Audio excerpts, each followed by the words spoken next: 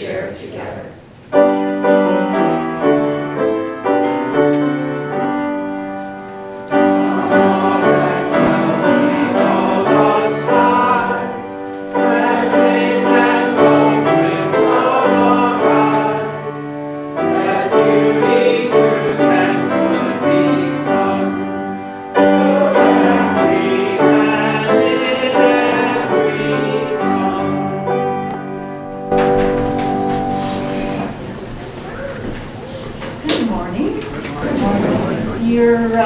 Invited, if you care, to open the teal hymnal to number 1054 if you want to follow along. There's two verses from that I'm going to use as our reading this morning. 1054. From Let This Be a House of Peace. Let this be a house of freedom, guardian of dignity and worth held deep inside us. Let this be our house, a platform for the free voice, where all our sacred differences here shall not divide us. Let this be a house of prophecy. May vision for our children be our common theme. Let this be our house of myth and lore and legend, our trove of ancient story and cradle of our tender dreams.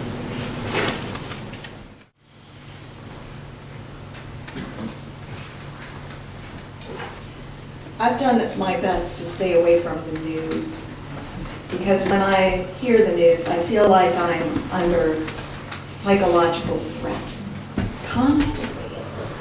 And I know that the only way I can combat that psychological threat is by spiritual strength. And so as I've stayed away from the news, knowing that it's repeating the horrors that I already know, I'm turning more and more to meditation and prayer, ways to center myself, to remind myself that life is larger than the incidents happening around us, and that by coming to church, we put ourselves into a community where we're trying to achieve the wholeness of our human selves, to give us strength against the battering that is inevitably going to come, to give us strength to rise up and do things, speak our minds, stay together with other people who share our values, and return again to the well from which we strengthen ourselves. I offer these words from Desmond Tutu. Liberation is costly. Even after the Hebrew God had delivered the Israelites from Egypt, they had to travel through the desert. They had to bear the responsibilities and difficulties of freedom. There was starvation and thirst, and they kept complaining. They complained that their diet was monotonous. Many of them preferred the days of bondage in the flesh pots of Egypt. We must remember that liberation is costly. It needs unity. We must hold hands and refuse to be divided. We must be ready. Some of us will not see the day of our liberation physically, but those people will have contributed to this struggle. Let us be united. Let us be filled with hope. Let us be those who respect one another.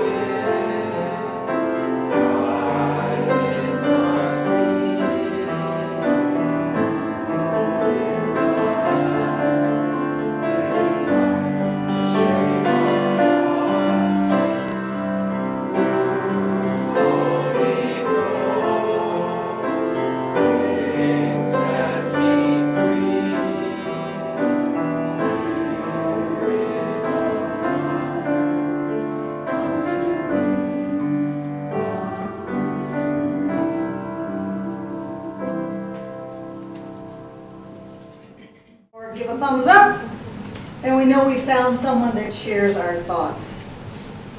When we pull into the parking lot here, we get a lot of food off the bumper stickers. If you're new here, you can see instantly whether this is a community identity that you'll like. Today I'll talk about identity from the personal to the communal, and likewise for commitment. To talk about identity is to start with story, how one comes to be what one is today. So I'll talk a lot about myself at first, but I'm well aware that it's not all about me. I just find it natural to use my own story as a springboard for the exploration of this topic, and hope that you will find the parts that you can fit with yours.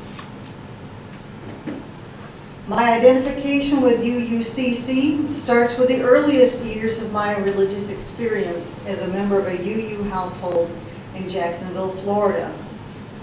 My parents became Unitarian Universalists after moving to Jacksonville and realizing they would have to do something to counter the Jim Crow conservative atmosphere in which they were raising a family. I'll give you a few examples of what I grew up with. My older brother's best friend was Jewish, and kids in the bus made nasty remarks about him and our family. My sister's friend, who was Catholic, attended a parochial school until high school when she came in for some of the same treatment. And you may not know that in the Deep South, Catholics were often regarded with deep suspicion and hostility. When it became known that we were UUs, we were taunted and told that we were going to hell for not believing in the salvation of the blood of Christ. My father tried to organize some events for an organization that promoted world peace by eradicating national boundaries. The local newspaper seemed to deliberately change the date or time of the events on the ads he placed. He was called a pinko, and it was hinted to him that his inclination to organize such events might impact his employment advancement. Beside the elementary school that I attended on the other side of the road by the playground, just literally across the street, were small houses where black families lived. The children in those houses were bused a half hour each way to attend an all-black school in downtown Jacksonville. Just think about it. They could see the school that I attended from their houses, and they had to go on a bus ride to another school. The grocery store, Winn-Dixie, had 2 water fountains in the back, and I was warned by school friends that I should not drink from the one that was marked colored. I was told that if I saw black boys coming towards me on the sidewalk, I should cross the street because they were dangerous. That was common folklore at the time. A black woman worked in our house a few days every week doing the chores and helping take care of us 4 kids. We called her by her first name. But our family paid Social Security and minimum wage, and if Dad had to take the housekeeper home when she missed the bus, he would not let her sit in the back seat of the car as was the custom. She sat in front with him. Our family was part of the joint effort by a local progressive synagogue, the UU and church, and black congregations to work to end segregation in the city and county. We went to tent meetings and marches, and my older brother helped to integrate a lunch counter and a local bowling alley with other UU teenagers. It was 1967 before the schools that I attended were integrated. But I had seen up close what it took to form community across races and work for change. As a teen myself, I participated in anti-war rallies and helped young men understand the selective service laws. My older brother was a conscientious objector who did alternative service during the Vietnam War, as our dad had done during the Second World War. Mom was endlessly engaged in United Nations and League of Women Voters events, and we worked together on some voter registration outreach. We discussed feminism and gay rights at the dinner table. So the model I had of being a UU was someone who was actively engaged in social justice issues. And our church in Florida was a central part of our family life. It was a Unitarian Universalist identity with a core of social action, as well as the comforts of friendship and welcoming. When I was ready to look for a church to attend with my own family decades later, it was natural for Jeff and I to look at First Unitarian in Rochester, as it was the one where so much was going on and we enjoyed Dick Gilbert's ministerial gifts. We taught RE and we got involved with task force work. But since we lived far from Rochester and Conway Falls, we didn't form much of a social community with the First U congregation. We just weren't around the church that much, and it seemed there were lots of committees, but our connections there didn't turn into real friendships. Coming here to UUCC felt very different. It was small and cozy, and the Ticheners and others wanted to meet us and know what brought us here. Our boys liked UUCC's more intimate size and the RE classes that spanned the grades. We found a lot of families with young kids and teens, and that made sense to us.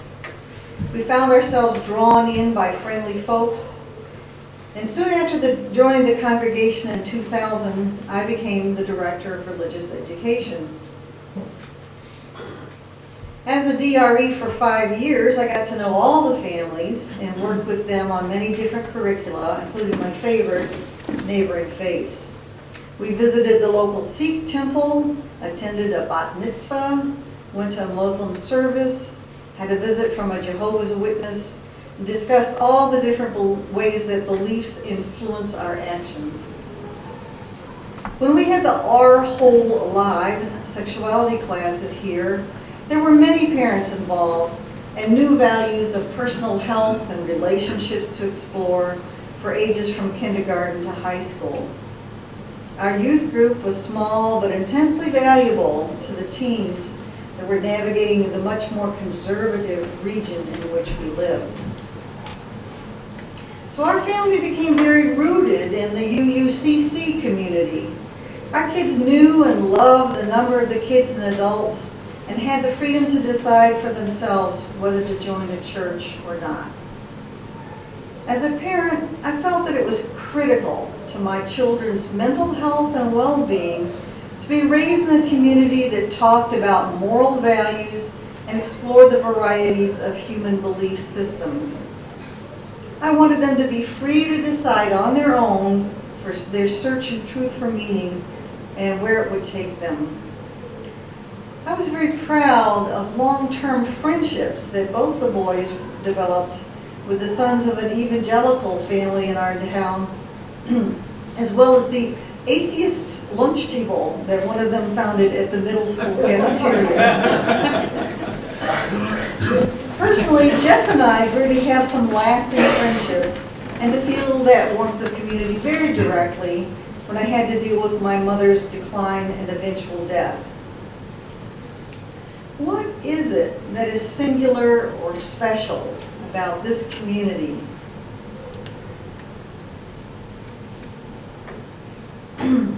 If you didn't grow up UU, think about the way your own religious upbringing or family values set a standard for your moral development and understanding of justice. Were you never in a congregation before and discovered a new identity and community by walking through these doors? Did your church, synagogue, or fellowship point you in a direction that brought you here by the example of good works and meaningful worship? Or did you find your way here through resistance as you tried to free yourself from what didn't fit you? Luckily, I've always felt that I could be my authentic self while I am here. As a humanist, agnostic, I have a different point of view about religion than some other UUCC members. I personally don't describe what we do here in terms of the sacred or spiritual. I do describe what we do here as morally essential to my life. Which leads me to the second part of my talk today, which is my identification at UUCC with the fire of commitment. Among the many things that we have been involved with for social and environmental justice since I've been here are welcoming congregation work in the Gay Pride Parade in Rochester, as well as standing by the side of love demonstrations for marriage equality in New York. UUCC folks being arrested in support of We Are Seneca Lake protests and adopt a highway trash pickups along a nearby stretch of routes 5 and 20. Ongoing solicitations for donations for local causes like Herb Haven, Lollipop Farm, Gleaners Food Distribution, hospice, and anti-fracking events. Collections for the UU Service Committee, earthquake and tsunami relief, refugee resettlement, organizations working for clean water, and so much more. Green congregation efforts to ensure that we are being ecologically responsible with our building and of the materials that we use. Films and presentations on environmental justice. More personally, my interest in using my Spanish skills found its true expression in tutoring English as a second language. Tutoring provides new friendships and exposes me to many issues of the undocumented farm workers and the farm owners. A number of other UUCC members have volunteered this way as well. I took the step of becoming a board member when I felt that I was embedded enough in the congregation to understand how it worked and that I could contribute in a leadership role. As events unfolded in the past 3 years, I've been alternately exhilarated by the potential of this congregation and troubled by the difficulty of dealing with the complicated relationship of our partnership with First Unitarian. As the president of the board, I have tried to step back and get more input from the congregation when we seemed not to be hearing each other well, and to continue to move ahead with our desire to improve this building and grounds. When I look at this from the point of view of my life as a whole, it is clear that being part of this community with its warmth is what provides a good deal of my energy for engaging in action for social justice, that fire of commitment.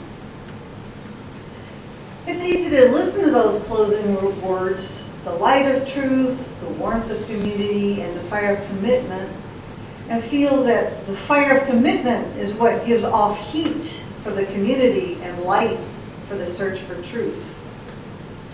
But I feel that the fire of commitment can burn out or can consume someone without that wonderful community that provides the backdrop week after week for engaging with the wider world. Here at UUCC, we are comforted, we are reassured, we are inspired, and we are encouraged to go forth again to carry our messages of peace, justice, and interdependency. In these times, as we are striving to find right thoughts, right words, and right actions to deal with the many newly revealed realities of the world around us, we should take stock of our congregation's interdependence. We are not the only activists around here, and there are many actions and events that we can be involved with. We can contribute a great deal by showing up, being ubiquitous. We don't have to organize everything ourselves. In fact, we'll learn a lot by being participants and seeing how other groups get things done. The UU congregations nearby offer a natural extension of the work that we do here, and we need to invite them very explicitly and deliberately to join with us in actions and events that we initiate. While we may have a focus more on the environment of the Finger Lakes, they may have deeper involvement in understanding of racial inequities. We may have more to offer in regards to farm worker outreach, while they may have more connections to the problems of inner city schools and poverty. The next circle out from UUs is all the other religious and local organizations with which we have common beliefs. There may be good action started by other churches, synagogues, and mosques, in which our participation speaks louder than words. Onwards and outwards we go, expanding to interaction with those with whom we disagree. It will be a real expression of our dedication to religious tolerance to stand beside people who use different language for the reasons for their actions and who may not agree with us on some fundamental issues. Are some of them going to refuse to talk to us? Yes, certainly.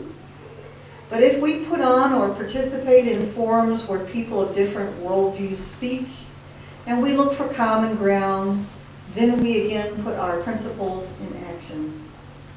Whether we are accepted or rejected, we have not held back from the attempt to engage and listen. Each one of us has our priorities, our other commitments, and our needs for personal space. We can help each other by any means that we are comfortable with, quietly and unobtrusively, or out loud and proud, behind the scenes or on the front lines, writing letters and making calls, or waving banners and using a bullhorn. I would hope that everyone here is finding the right roles to receive from and give back to our congregation, joining in small groups, potlucks, and teams that support our programs.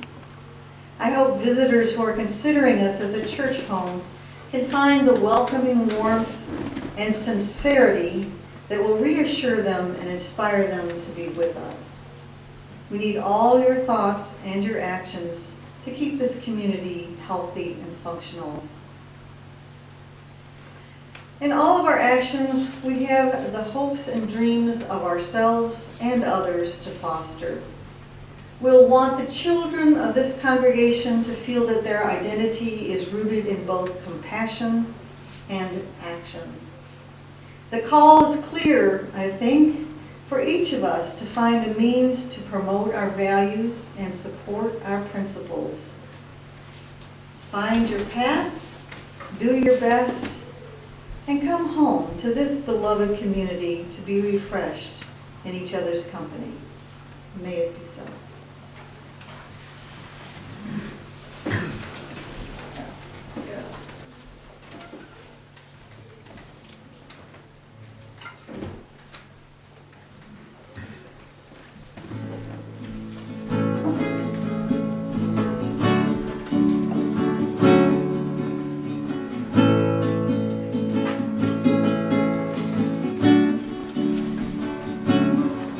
As I turn up the collar on my favorite winter coat, this wind is blowing my mind. I see the kids in the streets with not enough to eat. Who am I to be blind, pretending not to see their needs? A summer's disregard, a broken bottle top, and one man's soul. They follow each other on the wind, you know, 'cause they got nowhere to go. That's why I want you to know I'm starting with the one in the mirror, and I'm asking them to change their ways. No message could have been any clearer. If you want to make the world a better place, take a look at yourself and then make a change.